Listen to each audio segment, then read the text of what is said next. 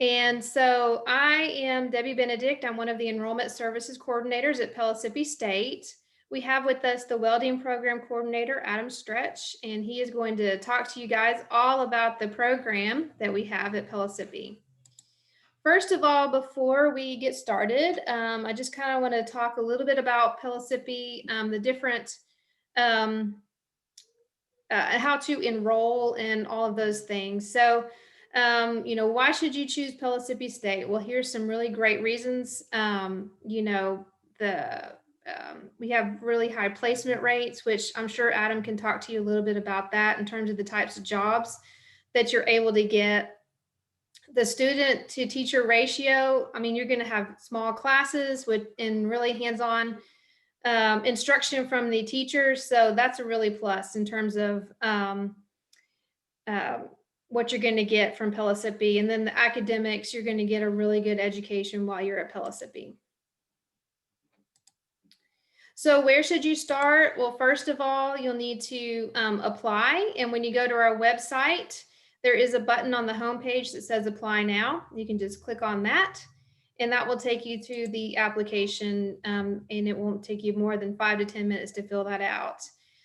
We will need to get your high school transcript, and if you've been to any colleges previously, we will need to get that. Also, your ACT scores, or you can take our placement test. And if you need more information about enrolling at Pellissippi or any kind of questions, you can always contact us with the information that's on the screen here. So now what I'm going to do is to turn it over to Adam and let him share with you guys about Pellissippi's welding program. All right, thank you very much.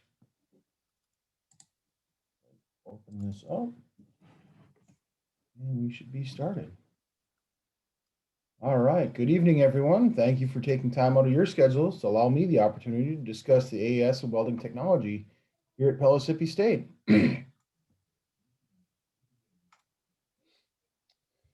So you've decided you want to learn to weld. You've got options, and let's make sure you know what they are. We start with the Hobart Institute of Welding Technology, Tulsa Welding School, or Lincoln Tech. These are typically for-profit schools. They run between $18,000 and $24,000 for a 10-month program. At the end of it, you get a lot of arc time and a certificate that says you attended. They have very well-placed results, typically in production atmospheres like shipyards. They offer almost zero fabrication skills and very limited theory or applications. Let's just get out and weld. Of those three, I would highly recommend Hobart, as they have a great reputation in the industry. All right.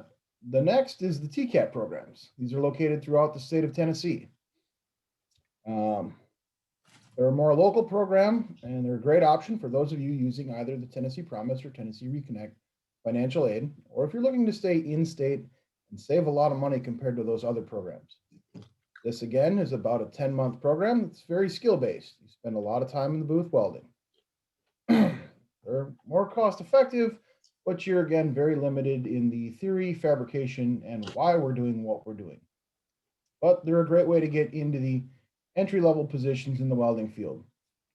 Question is, where do you want to be 10 years down the road? Here at Pellissippi, we offer an AAS in welding technology. They're actually the only true AAS in welding in the state, both Northeast State and Tri-Cities up in the Northeast State and in the Tri-Cities and Chattanooga State down in Chattanooga offer concentrations in welding in their other programs. The idea of the program here at PSCC is that you will enter the workforce, weld for a couple of years, and then move up, advance into a lead, foreman, supervisor, own the company, run the company type position. We really want you to be comfortable using all of the shop equipment, not just the major welding processes, but all of the tools that it takes to go out and make things. Now that you've decided that Pellissippi is the right option for you, let's look at what that program is going to entail. This is what a normal course schedule would look like for a student entering the welding program. The idea is that each semester kind of builds into the following semester. For those of you who might be working adults or looking to take part-time classes, you can still attend. Just be aware that it's going to take you a little bit more than 2 years unless you take some summer classes, especially with those gen eds to get through. For the rest of you, be very careful with summer classes as it may affect your financial aid. But you're basically going to start your first semester with your welding safety, your principles of welding, which is your introduction course to all the major processes, all major welding processes and thermal cutting. So we cover your stick, MIG, TIG, flux core, plasma, oxy-fuel, get you comfortable being in the shop. It's a great time to decide if welding's for you or not. We have a lot of students that have never welded, and this is their first introduction to it. Along with that, you will have your blueprint reading and welding symbology course. This is the foundation of learning to make things. If you've played with Legos, they gave you a picture. That picture told you how to put things together. We're doing the same in welding. We give you pictures, and you need to be able to interpret all that information and turn out a finished product. Along with those, you'll take your College 1000 course, which is your introduction to being a college student, first year seminar. And then typically you'll take a math 1050, which is the trigonometric applications. Don't be scared by the title. It's just getting comfortable with college level math. A lot of students will take some of their gen ed classes. We'll pick up another gen ed class that first semester because it's fairly light in the workload, especially for the core welding classes. The second semester, you're going to get into your pattern development, which is your sheet metal layouts, squared rounds, using a press brake, AutoCAD, SolidWorks, design, both kind of the old school and the new school way of doing things. We get you into Fabrication Techniques 1, which is starting to use these shop tools. The drill press, the saws, grinders, bending, punching, shearing, notching, that type of stuff. Then you're going to do a shielded metal arc welding class, which is just a strict concentration into stick welding in the flat, horizontal, vertical, and overhead positions using a multitude of electrodes.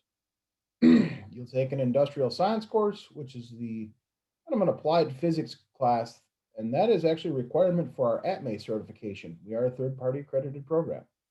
And then you'll take your English Comp 1. Your third semester, you're going to move into your gas metal arc welding, gas tungsten arc welding, which are both more in those specific weld processes, again, in all positions on multitudes of materials, both stainless, aluminum, and carbon steels. You'll get into your fabrication techniques too. This is where we get into rolling, bending tubes, more advanced fabrication techniques, layouts, fixtures, jigs, actually making more product, more projects and products that you would see in industry. Then you've got your metallurgy and materials testing. This is where we really get into theory, understanding why we're selecting different materials for different applications. It's kind of taught as a metallurgy slash weldability of materials. So we talk about what the metals are, where they might be encountered, and how to repair them, or how to select the right process or electrode for those welding applications. There again, you might take another humanities, fine arts, or gen ed course. As you wrap it up your fourth semester, you'll have pipe welding. We weld pipe using the stick, MIG, and TIG processes that you've learned in the previous 2 semesters in the 2G, 5G, and 6G positions. You get some non-destructive testing, codes and inspection. This is kind of an intro into being a CWI, Certified Welding Inspector. What we're actually looking at for quality of welds, interpreting code books and how they dictate how welding must be done, and general inspection techniques, your dye penetrant, mag particle, ultrasound, and x-rays. We have a welding capstone course. Some students may take a welding internship in that position, depending on the company they're working for. But this is where you're going to make a final project, go through business plans. We talk about everything else that's been covered. We re-highlight parts from different courses, and then you'll take your public speaking and a social behavioral science course. Well, seems like a long way up from here. Remember, the journey's got to start somewhere. You have to build a solid foundation. Right now, it seems like you're drinking from a fire hose. But each of those courses builds knowledge and skills needed to create a solid foundation, take you into your future welding endeavors. Let's talk about the campus. All of these courses are offered at our Strawberry Plains campus. That campus is located at 7201 Strawberry Plains Pike. If you're coming from Knoxville, you're going to go east on I 40 as though you would be going towards Pigeon Forge, Gatlinburg, or Sevierville. It's exit 398. You're going to get off the highway, take a right just past the Taco Bell driveway, and you'll pull up into the parking lot.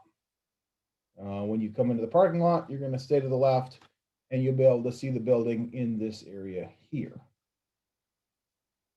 Once you pull in the parking lot, you'll come up here and park. As you notice, this is not like parking at some of the four-year universities that are local to us. Parking is free here at Pellissippi, and the campus we're at has an abundant amount of available extra parking. So you don't have to show up to class 45 minutes to drive in circles finding a parking spot. Once you arrive on campus, you go through that door that was labeled Mega Lab. We're going to come inside. The first hallway to the left brings you into the welding lab. There's actually two welding labs located at this campus. We have one here and one here. The first lab is the old lab that we've been using for years. The second lab was built 2 years ago. We invested over $1 million into building a second welding lab with all state-of-the-art, as you can see behind me, welding equipment. There's very little in industry that's more advanced than the stuff we have right now to play with. We also use several of the classrooms that are located on this first floor, along with one or two up on the second floor, depending on which courses we're offering. This is where you will spend the majority of your time. All right. Ralph Waldo Emerson is quoted as saying, "The man who knows how will always have a job. The man who knows why will always be his boss." This is why understanding the theory and knowledge is very important. The more you know, the more you're worth. As you look at this career tree, think about this. Welders, fabricators, inspectors, foremen, leads, business owners, sales, research and development, different materials, different processes. There's always room for career advancement. You encountered about 8,000 welds today, not including your car, and it started with your shoes. Your shoes were joined using ultrasonic welding. The nice part here is that you don't have to totally change your career field when you want to advance. You can stay in welding, but continue to grow. As you grow, your pay should go with you. We never know where you're going to wind up. And that's why we want to prepare you for everything that life may bring. Like I said, you might be welding all kinds of processes and all kinds of materials and decide you want to move into the sales house. Because let's face it, would you rather buy stuff from someone who's been there and done that and has a way to make your life easier, or a guy in a suit? Speaking of careers, let's take a look at the career outlooks. According to the last report from the American Welding Society, in the next 3 years, there's supposed to be about 400,000 open, unfilled positions in the skilled labor trades of welding. There's simply too many guys that are retiring and not enough people coming in to replace them. We continue to make more products and advance the materials that we're using in those products. View is much better from up here, isn't it? Was anyone naturally born a great welder, knowing everything there is to know? Nah. We all start somewhere. Quickly, you can advance too to one of the best around with effort and dedication. Let's talk about what it takes to get to the top, though. These are 10 things that require you to have zero talent, but will help you move forward. These are the skills that employers are looking for, whether you choose to pursue a career in welding or not. Being on time, you gotta show up. Work ethic. Looks good for my house. good enough for government work, it's really not the way that you stand out from the crowd. That 2% extra effort that you put forth really makes you look good. Effort, you have to try. You have to show up to try. Energy, you got to get after it. Showing up tired, sleepy, hungover, not motivated. There's other things you can do with your time. As long as you're at work or at school, put the effort in. Show up with the energy to do that. Maybe it's an extra cup of coffee or an energy drink. Attitude. We all have worked with that guy. Everything sucks. Nobody wants to be around him. Don't be that guy. Try harder. You got to have passion. Passion. Be driven. Drive to try better. Learn more. Be motivated. What helps you stay hungry? Is it feeding your family? Is it advancing your career? What is your motivation? Your body language. Those nonverbal skills say a lot. If you slouch in your desk, you slouch at your table, and you kind of look disappointed to be everywhere, it shows. You're sitting up straight, attentive, it shows, and it helps you learn. Do extra. I said do extra, not just your job, but the little things. You're walking through a building, there's garbage on the floor. Somebody threw a gum wrapper on the floor. Bend down and pick it up, throw it in the garbage can. It's amazing what plant owners and supervisors do. When I'm walking through with them on a tour of their factory and I see garbage on the floor and I just bend down and pick it up and throw it in my pocket to throw it away later. It's amazing the results that you get. Be prepared. Have what you need when you show up.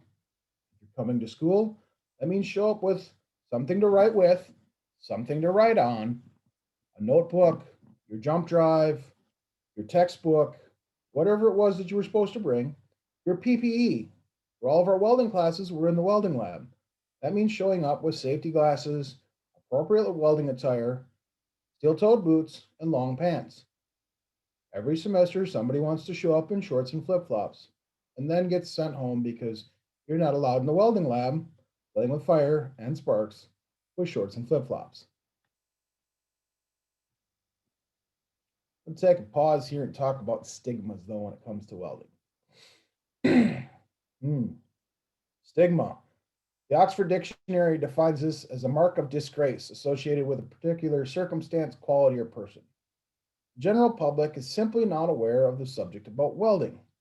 They only see two things. You see iron workers putting up buildings and pipeliners laying in dirty ditches. You don't really get to see the girl in the tool and die repair lab welding through a microscope using a laser with a piece of filler that's as fine as your hair. We don't get to see the clean room welding that's going on in research and development labs. We don't get to see the pharmaceutical welding or dairy welding because they're taking place behind closed doors. How many of you want a job? Job stands for what? JOB, just over broke. I didn't think so. None of you want to be just over broke. But you've all been told a stigma like, well, the trades are kind of for the people that can't make it in real jobs. You got to go to college if you want to get a real job. Well, I'm not quite sure what somebody with a 4-year degree and some of the things that are available now can do. But I know that there's a lot of money to be made in welding. Comfortable, you get to wear jeans and t-shirt to work every day, and you get to build the infrastructure that makes the world go round.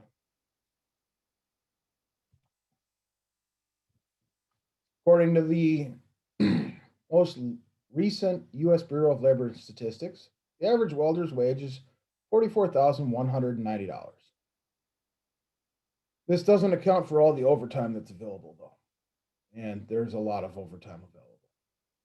This is a very variable number based on how many processes you're proficient in, what materials you can weld, your work ethic. Do you travel or stay local? There's definitely more money in travel. Are you doing structural work or pipe? You do field work where you're outside working in the elements, or are you in a nice air conditioned shop? There's gives and takes when it comes to those wages, and you simply need to be aware that those options are on the table. I've seen welding positions anywhere from $9 an hour, which I won't send any students to, on up to about $47 an hour. One right now at 50. And 2 years ago, there was some down in Georgia for $107,000 a year.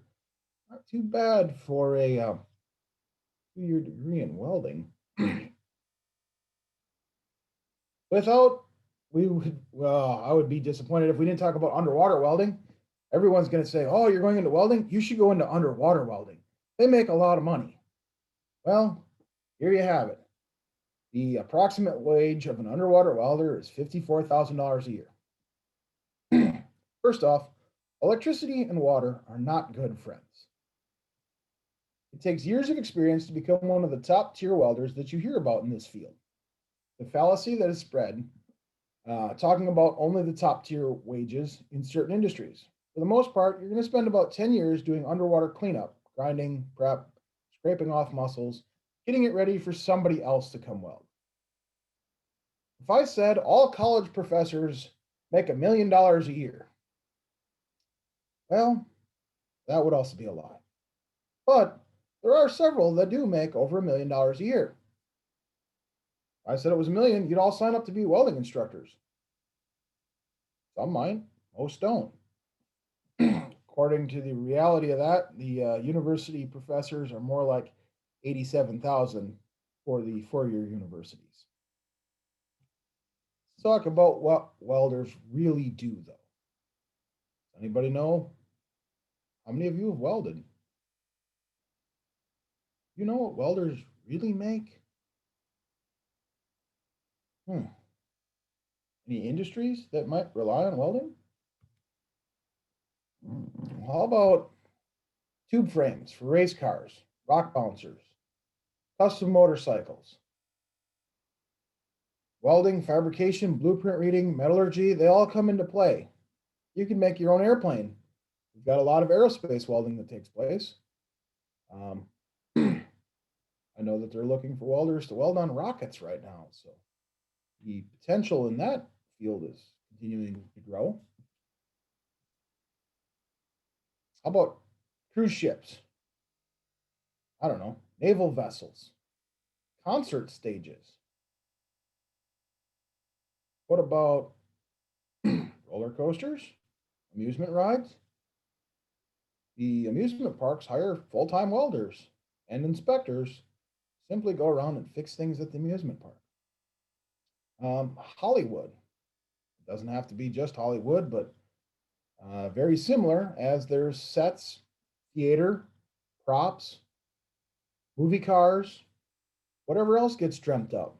Somebody's got to make that dream a reality. That's what welders are doing. Welding does take all forms. Here we've got some architectural handrails and custom metal gates. This fetches a lot more money than most people realize, and the shop space required is not that much. Welding art or welding sculpture work. This is a type of side hustle that a lot of welders start, which eventually evolves into a full time business. Art takes many forms, stuff you can do at home after hours. Welders are one of the few trades that will go to work, weld for 12 hours, come home, grab a bite to eat, and go out in the garage and continue to perfect their trade. You don't see plumbers redoing their toilet when they get home from work, or electricians rewiring their outlet box when they get home. How many of you have been to downtown by Market Square, the park? Have you seen the artwork there? What do you think about that? Would you like to make your own? What would you build? I'm going to hold right here. We talk a lot about nursing, the drive for nurses. Well, you can't have nursing without welders. We make the car to get to work, the bridge to cross, the hospital building, the piping for all the oxygen, and we made the gurney. We also make all of the machines that sanitize the tools and make the tools. Unless you want to have surgery in a field, in mud, you can cut up one with a rock. Welders were involved in that. Somebody had to fabricate all that stuff you're using. Let's hear from some of our previous students. Some of the student quotes I've gotten are, don't quit first semester. It'll be hard, but it gets better and it pays off in the long run. You'll get angry, you'll get tired. It's hard work, but it's worth it. Students do like to get frustrated, throw things on the floor, get mad at inanimate objects like a piece of steel. Usually, this is a frustration that welding takes years of practice to become very proficient at. You can get there. Show up. Attendance is important. You can't be successful without showing up. Take good notes. Keep a small notebook, especially for in the lab, for your settings or little tips that you picked up while you've been welding. That's also very helpful to page back on if you were to go to a company for a weld test. You could look back and see which settings you used that ran very well for you on whatever position you might have been in. And most importantly, ask questions. This is your time to learn. The faculty and staff know that you are here to learn and get an education in welding. We'd much rather you come forward and say, I don't know how to read a tape measure while you're in school. If you knew how to do everything, you wouldn't be in school. Use this time to your advantage. Ask as many questions as you can. We are happy to share our years and years of knowledge with you in the welding field. Thank you for giving up some of your evening to allow us the opportunity to discuss the welding program here at Pellissippi State Community College.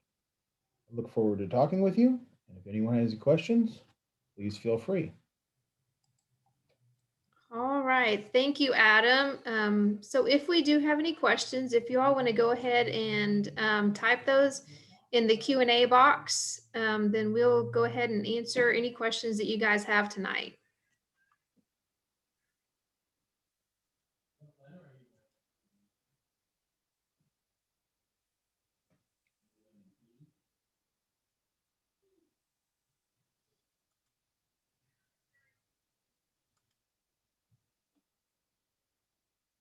Okay, it looks like we don't have any questions. Adam, do you have your contact information? I do not have that in front of me.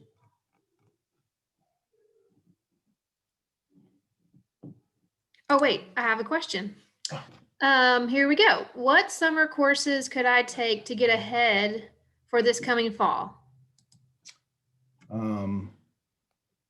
Are you going full time or part time? And if you are going full time, I would suggest possibly a couple of the general education classes. If you're going to be a part time student, we offer one of our Principles of Welding courses in the summer, but that might get you off track because normally the welding program is done as a cohort. So that means you'll be together with the same group of students throughout your time at Pellissippi. And so we like to typically have those core welding classes stick together. So I would recommend the general education courses that are available and fulfill the program requirements. So I have another question. What's the advantage of going to Pellissippi's Welding instead of TCAT? They are very different programs. Um, as I showed earlier, TCAT does a very wonderful job of training welders. If you want to just be on the shop floor and just be welding, I can't say anything bad about their program. We do more of the welding and fabrication and the theory, the why, the how, and eventually our guys go to be their supervisors. Great, thank you. We've got another one. What would the schedule look being a part-time student working a full-time job? Would there be classes every night of the week, or is it a couple of days out of the week? For a full-time working adult, that's how I actually got both of my both my first and second degrees in welding, welding and industrial fabrication. I was not able to do a full-time load. Some can and do, others need a day off here and there. The trade-off is that it's going to take you 3 or 3.5 years instead of 2 years to get through the program. You could take 2 classes each semester, and the schedule would look different for each individual, especially if they've got any previous college that would transfer in for any of the general gen ed requirements. And are the classes during the day or are they at night? Or is it a mixture? We offer both. Typically we have a cohort that will start in the fall for the day classes and in the spring for the night classes. So each semester we're starting either a new group of day students or a new group of night students. So there's constantly both day and night courses being offered. Our day classes run from 8 o'clock in the morning until noon. And that's set up so that students have time to finish class, grab a bite to eat, and go work in the afternoon if they choose to. Our night courses run from 5 o'clock at night till 9 o'clock at night. Again, that's so a student could work a first shift position and have time to make it to the Strawberry Plains campus by 5 o'clock at night for their evening classes. So with the way that the cohorts are set up, is there a way for a student, if they wanted to, let's say, take an extra CAD class, or is it pretty much set in terms of what you take? The layout is pretty well set, but there are opportunities to take some other classes. Especially with the last year, there's been a lot of courses that have moved online for especially those gen ed classes, the general education type, your humanities, fine arts, math, behavioral science, things like that. So that does leave some more time for additional courses and additional coursework if you chose to pursue that path. And then typically we also offer some open lab times for students that who have the availability in their schedules to stick around and get extra practice welding.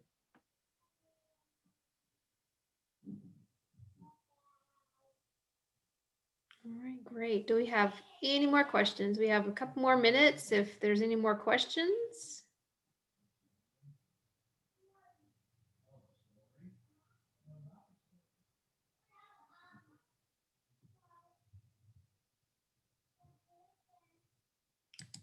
All right.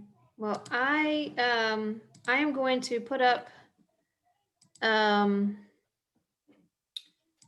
contact information one more time for Pellissippi, so that if you guys do have any further questions, you're more than welcome to reach out, and we can help you through the enrollment process. And then, Adam's always happy to help as well if you guys have any questions about